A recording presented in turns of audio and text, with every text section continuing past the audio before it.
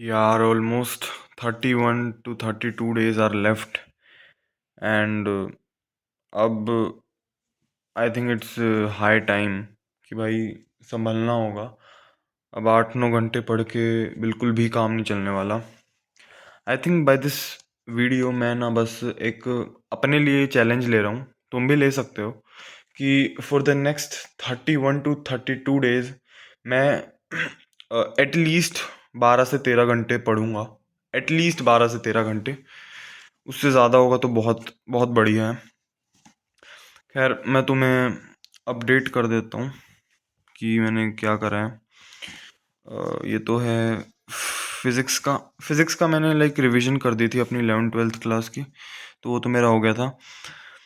अभी मैंने ना थोड़ा प्लान में चेंज करा है फिज़िक्स में। देखो, मैंने तुम्हें बताया था कि ये वाले पूरे करने हैं जो कि अभी 21 एंड 2020 के बचे हैं, आरबीएस एंड शोर शॉट। देखो, मैं अगर अपने एक्सपीरियंस से बताऊँ ना, तो आरबीएस करना इज़ नॉट कंपल्शन, बट अगर टाइम है तो बढ़िया है। बट मैं इस आरबीएस वाले आइडिया को ड्रॉप कर रहा हूँ। हाँ, शोर शॉट तो मैं करने वाला हूँ। एक बार मैंने जनवरी वाले टाइम भी करी थी शोर शॉट, एंड अभी भी ऑलमोस्ट आधी से ज़्यादा मेरी हो चुकी है शोर शॉट। क्योंकि यार बात ये है ना कि मैंने ये खुद फील करा है जनवरी अटैम्प्ट में, लाइक मेरे 98.34 है परसेंटाइल फिज़िक्स में। तो मैंने लाइक खुद फील करा है कि जैसे एक क्वेश्चन मेरा अगर और सही हो जाता, जो गलत हुआ, एक ब्रूस्टर्स वाला क्वेश्चन था वो गलत हो गया, जो कि मेरे को आता था।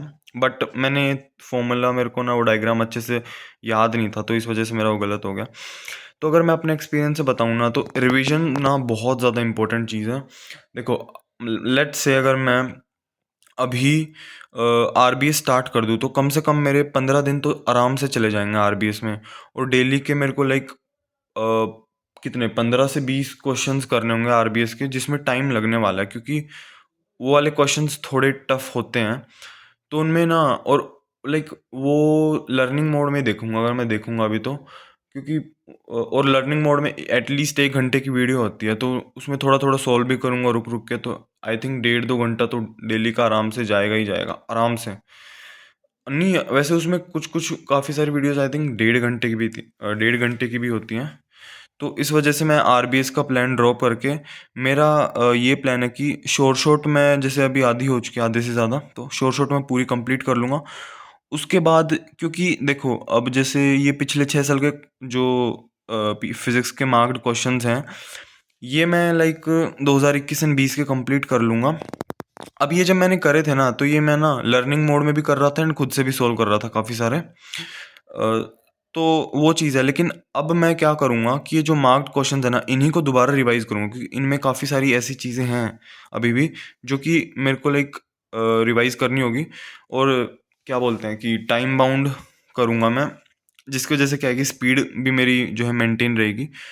तो डेली आई थिंक मैं ये डिसाइड कर लूँगा कि 3 घंटे की सिटिंग इस टाइप से ना, लाइक मैं एग्जैक्टली नहीं बोलूँगा, क्योंकि एग्जैक्टली अभी कोई भी चीज़ डिसाइड करते तो फॉलो नहीं कर पाते हैं।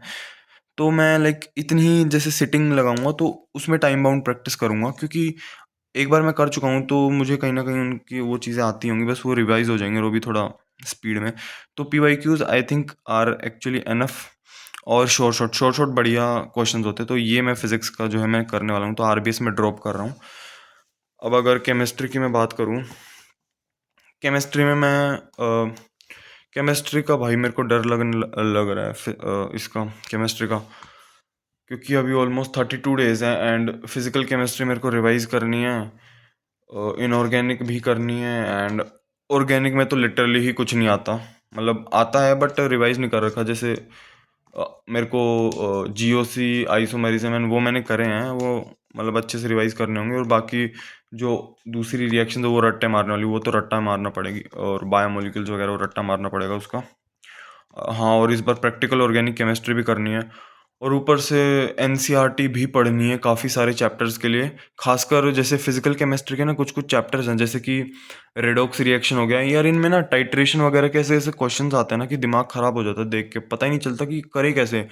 हम वो पढ़ रहे हैं कि यार इक्विवेलेंट्स इक्वेट करने टाइट्रेशन वाले टाइप क्वेश्चन में, या फिर एन फैक्टर निकालने, वो पढ़ रहे हैं, लेकिन क्वेश्चंस आ रहे हैं एनसीईआरटी से कि रटी हुई रिएक्शंस आ रही हैं या फिर ये पूछ रहे हैं कि फिनोल्फ्थलीन का कलर ये है वो है, तो फिर क्वेश्चंस होगा कैसे? उसके लिए एनसीईआरटी पढ़नी पड़ेगी। तुम ना मुझे ये वो बताना कि फिजिकल केमिस्ट्री में कौन कौन से चैप्टर्स के लिए एनसीईआरटी पढ़नी चाहिए, क्योंकि मुझे आइडिया नहीं है। आई थिंक एक तो रेडॉक्स के लिए पढ़नी चाहिए, बाकी इनऑर्गेनिक के लिए भी पढ़नी है। इनऑर्गेनिक के लिए तो आई थिंक ब्लॉक केमिस्ट्री पढ़नी चाहिए एंड कोऑर्डिनेशन कंपाउंड्स पढ़ना चाहिए। उसके अलावा तो आई डोंट थिंक सो कि ज़्यादा कुछ पढ़ने की ज़रूरत है। और ऑर्गेनिक का तो मुझे समझ में ही नहीं आ रहा कि क्या पढ़ना चाहिए और क्या नहीं पढ़ना चाहिए। तो आई थिंक अभी मैं अगला मॉक टेस्ट कब दूंगा? 1 मार्च को दूंगा। मैंने अभी पिछले वाला पूरा एनालाइज नहीं करा है, फिजिक्स फिजिक्स का एनालाइज करा है, तो वो भी एनालाइज करना बचा हुआ है। और फिजिकल केमिस्ट्री का मैं तुम्हें अपडेट बता देता हूँ। इसमें मेरा 4 चैप्टर्स मैंने कर लिए हैं, उनके क्वेश्चंस सॉल्यूशन के, केमिकल काइनेटिक्स के, मॉल कंसेप्ट के एंड कौन सा था वो, एटॉमिक स्ट्रक्चर के। हाँ, तो अभी 1 मार्च को जैसे मॉक टेस्ट दूंगा तो उससे पहले यही है कि यार एटलीस्ट फिजिकल केमिस्ट्री के जो हैं सारे चैप्टर्स के पीवाईक्यूज हो जाए तो बढ़िया हो जाएगा।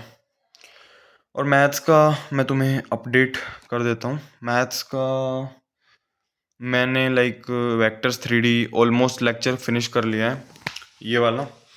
तो लेक्चर मेरा ऑलमोस्ट फिनिश हो चुका है। अब मैं क्या करूँगा ना कि एक तो यार मेरे को अभी ना स्ट्रेस हो रहा है थोड़ा, ऑलमोस्ट 32 डेज बचे हैं। तो अभी मैं क्या करूँगा कि नोट्स बनाऊँगा। नोट्स बनाते बनाते मैं भगवत गीता सुनने वाला हूँ थोड़ी देर, काफ़ी कुछ सीखने को मिलता है उससे। तो बस यही करके मैं सोऊंगा। फिर कल का दिन काफ़ी ज़्यादा इम्पोर्टेंट हो जाता है, क्योंकि कल का दिन होने के बाद तुरंत मार्च में पहुंच जाएंगे, जिसकी वजह से एक थोड़ा लगता है कि यार अब काफ़ी कम दिन बचे हैं। तो आई थिंक कल के दिन को काफ़ी ज़्यादा अच्छे से यूटिलाइज करना पड़ेगा। बाकी तो देखते हैं। चलो तब तक के लिए बाय, फिर अपडेट करता हूँ।